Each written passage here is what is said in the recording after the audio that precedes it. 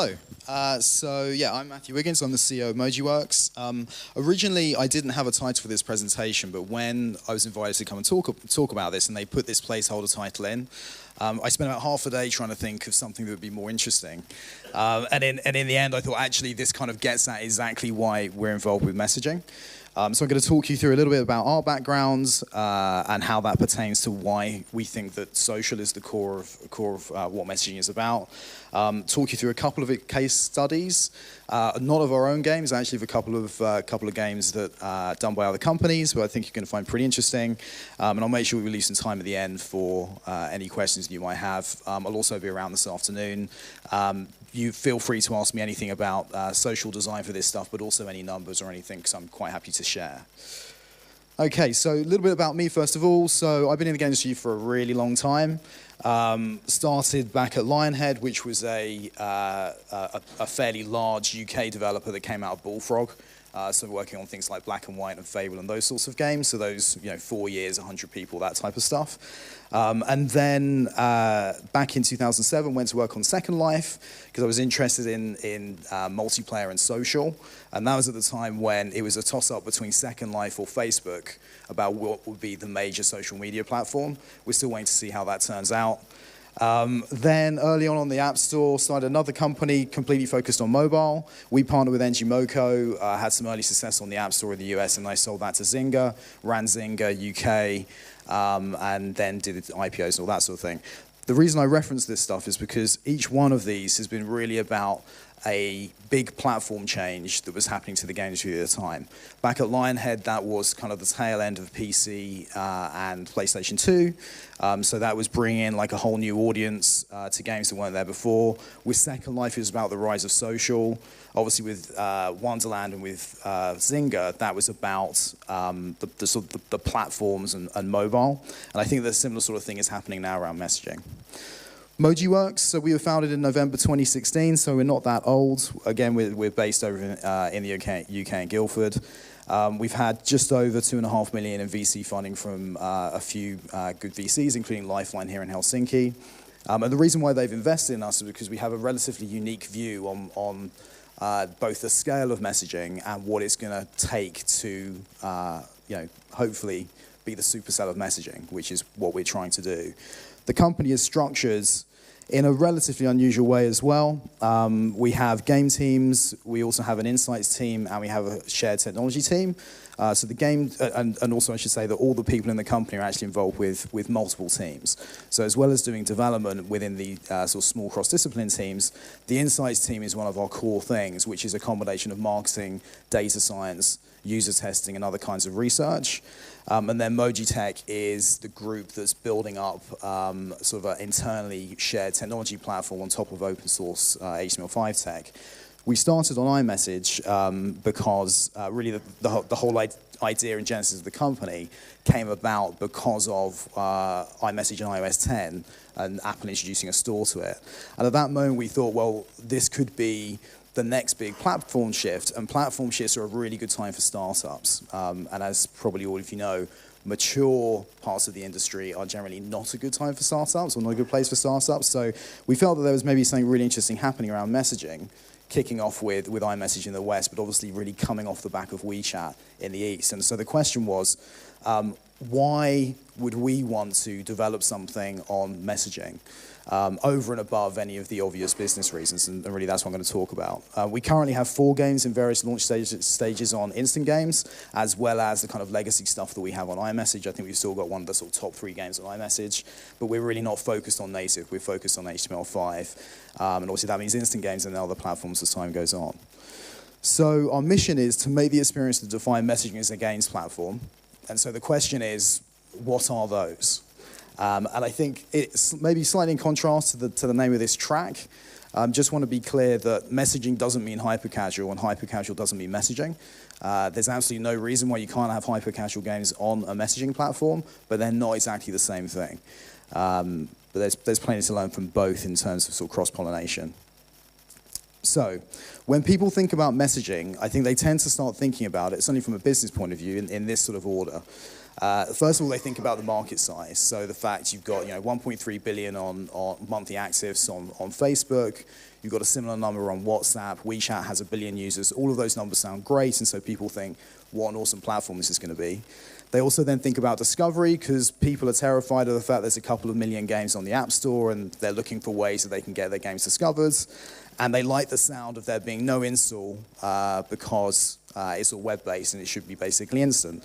And all of those things are really good reasons why, from a business point of view, you'd be interested in messaging. But from a player's point of view, they don't care about any of those things. I don't think they particularly even care about there being no install. From a player's point of view, they wonder what the question mark is. So why would they play a game on messaging rather than playing a game from the App Store? And we believe that's because messaging is the social-first game platform. By developing games from scratch for messaging, and obviously, as I say, we're focusing on instant games, but this is really true for any messaging platform, the game inherently exists in a social context, and that's not something that you get from any other platform. Even looking at the original Facebook app platform, I would say that those were not meaningfully social games. Those were solo games that used a social media platform for virality, and that's not the same as thinking about, from a game design point of view, a truly social game. And so we're approaching instant games as social first. So any game that we develop, the core loop has to be social. And one of our investors says like that the way to think about this is, why can this game only work on messaging? And that's what we're trying to do, because by having that quality of game, those are the things that will bring 1 billion people into playing games on Messenger. So in order to talk about this, so I'm not going to talk about any of our games for now. I'm going to pick on a couple of games that are already out there. So Everwing and The Test are two of the more successful instant games. This is our sort of internal tracking or screenshot of part of our internal tracking dashboards that we've made, or it was originally made by some friends of ours, and then we've kind of taken it on.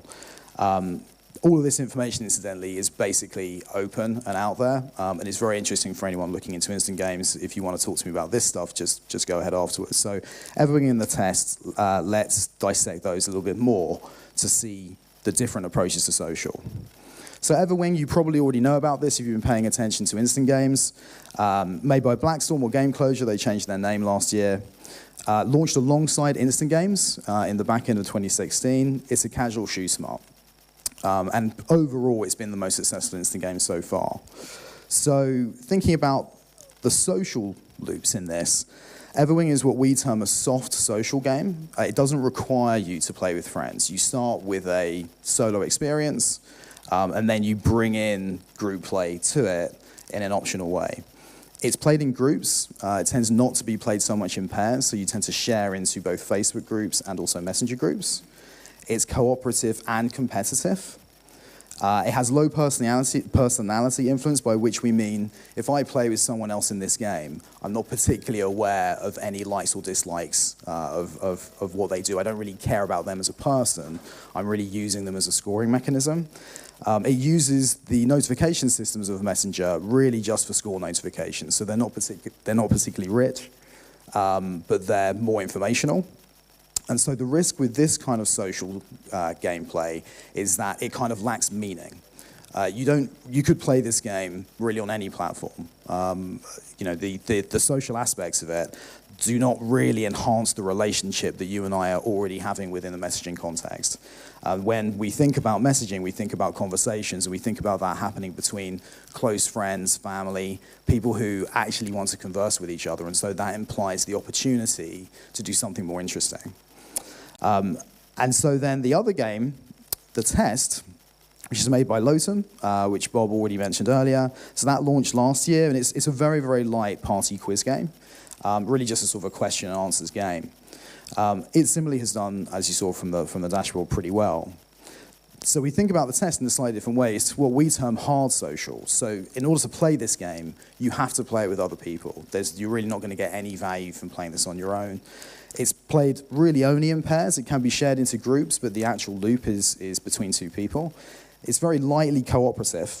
So you can see here, like it's got levels of our relationship, and that's really just based on how well we've done in sort of answering questions about each other. But it's very highly personal. You know, you would play this game with somebody because you're really interested in the answers that they give and the kind of person they are. And so because of that, it has a very rich notification setup, so that when you get notifications in Messenger about other people playing the game, it's about the questions they've answered, and it's really enticing me to come back into it. So the risk with this one is that it's a turn-based lockstep game, which means this is only as strong as the weakest link in the chain. So if I'm playing with, let's say I'm playing with Leo here, and he decides for whatever reason he doesn't want to keep playing the game, then there's really nothing that I can do to cause more of that to happen. I'm going to have to go off and find other friends, and nudging generally wouldn't work. The plus side, though, is that it's extremely social. So if we look at the comparisons between these two games, which are really at two extremes of what you could do on Messenger for social. With the test, it's hard social, it's about needing friends. With Everwing, it's about softly introducing people into groups. In terms of the size, for the test, it's all about pairs. It's all about the close relationship between two people. With Everwing, it's about groups and potentially massive groups.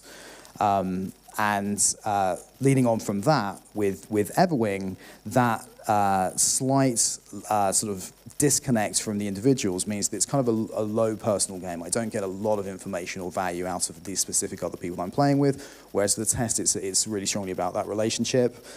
And as I say, that the test being lightly cooperative, it's really no competition in that game, whereas Everwing has this combination of competition and cooperation. But what I care about in that really is whether I'm going to win overall. I don't really care about the other players. So if you look at those two games, they're very, very different. But sort of what my challenge is, and what the challenge is for MojiWorks, is how we can use these as kind of lenses, and obviously other games and prototypes that we make and other games that we go live with, how we can use those as lenses to help figure out the sort of experiences that messaging can do. And the interesting thing for both of these games is that they performed extremely well, and they've done it in relatively similar ways. I should say that these two graphs are mostly normalized, and these are very big numbers. So you can think of these games as having in the region of 10 million monthly active users. So they probably got 1 to 2 million DAU. And so, you know, to give you some sense of the scale of instant games already. They've both done very well. They've tended to do that through viral growth. So when you look at other games on the platform, maybe with slightly similar mechanics, but maybe not doing such a good job of social interactions, these two games have performed really good in terms of takeoff. They've also had extremely good longevity for the style of game that they are, and when we believe that's because of the strength of social that's going on within that. And a really key thing for instant games, and probably a concern that you may have heard before, is that messaging platforms tend to be low-retaining platforms. So it wouldn't be unusual, for instance, to have games of sort of 10, 20% day one retention, that if you're coming from mobile sound absolutely terrifying. But that tends to be, 10% would probably tend to be around the average, but you see games at 5%, and then you see games at 50% day one retention. So you see very big ranges. And the games that have extremely strong retention, particularly that go through more than a couple of days, that tends to be to do with the social retention that happens through messages that are going into group context. So if you've used Messenger and you've played games in there, you'll have seen the opportunity for notifications both in the conversation that you're having and from the bot, and those tend to be the things that drive retention. And so if you have a really social game, you have better retention. And because of Facebook's concentration on algorithmic discovery rather than curated discovery, that means that you're much more likely to get high organic growth and organic downloads. So something like the test, for instance, grew very fast, I think partly out of strong social retention and strong CTR notifications, leading to the algorithm, which is Facebook's sort of machine learning based system for floating stuff to you, to push that high up into the results, and that starts to give you like a really interesting engine. If you hear people talk about kind of the challenges of instant games from a discovery point of view and complaining about that algorithmic discovery, because it's quite nice to be curated on the App Store if you get that kind of opportunity, it tends to be because their games are not doing the things that Facebook care about in terms of improving your discovery. So if you can make this about social retention, then you're onto a good thing. So going back to that original slide, market size we know is billions. It's extremely large, and discovery is viral, and no download means it's instant and extremely convenient, which is great. But all of that is based on the reason why players would be there in the first place, which is about social. And these platforms, like instant games and others, will become the next huge opportunity for games and for game developers by us getting that right. So the key takeaways from this: social is, in our belief, I'm quite opinionated, so I might be wrong, but so far it looks like we're probably onto something. Social is the key to unlocking the potential of messaging, both instant games and other platforms, because the things we're finding now are the same sorts of things we found out on iMessage. There are no fixed models, so both the Test and Everwing approach this in a very interesting way and in a very different way. I think the Test is the more messenger type game than Everwing, but that doesn't invalidate either approach. There's a lot of pioneering work to be done. That's one of the reasons why we're VC funded, is to give us that kind of the runway so that we can do some of that experimental work. You've got to start with social, and when you're actually working on the core of the game, you've got to be aware how any of the choices you're making impact upon the social experience of players. Thank you for listening.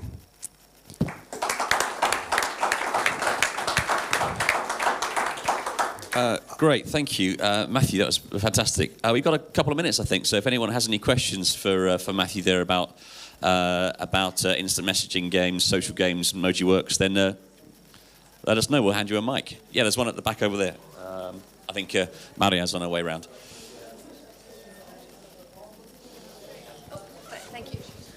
Thank you for that. Just a question as far as where in the process are we with monetization on instant messenger platforms? Sure.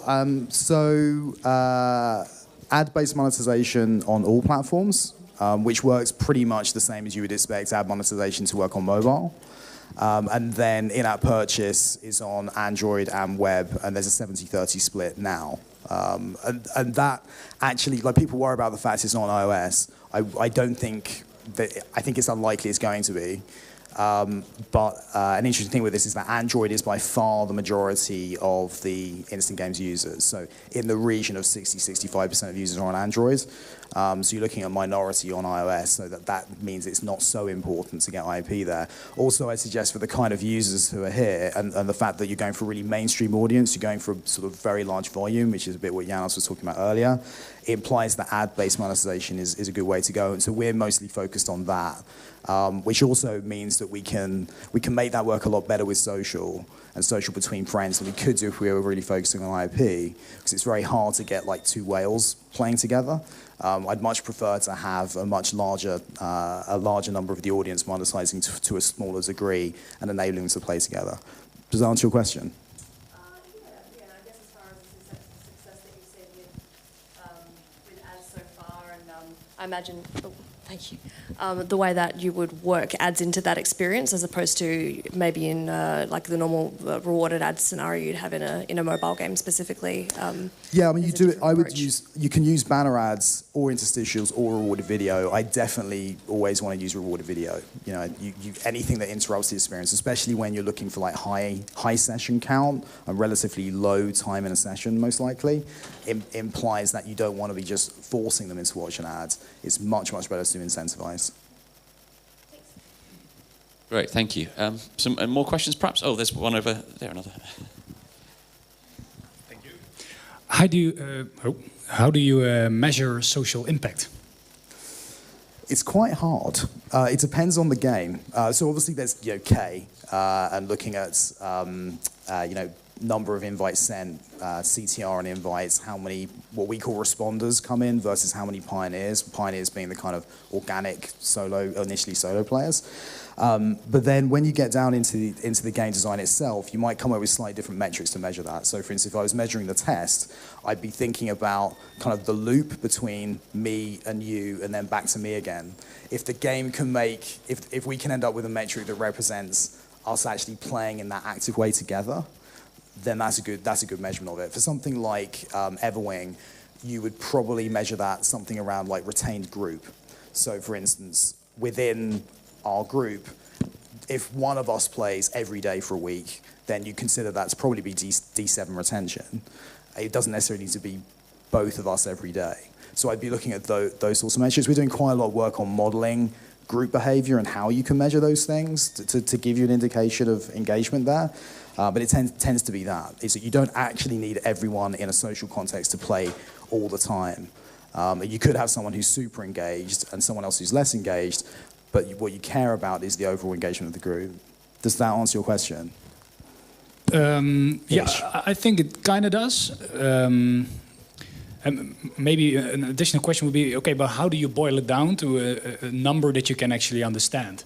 Sure. So so we're working on a game that has like this hard social loop, and in that we have what we call closed looped activated pairs, and that's the percentage of pairs that on a given day actually work as a team together. So where we would have at least A, B, A in terms of sessions. So we can look at the overall growth of the game and say, let's say 25% of our groups have engaged in that sort of behavior, and then we can optimize based off that. Another example would be around sharing and notifications. You can classically just use K as a virality metric for that. But it's interesting because it depends on the game, the specific game.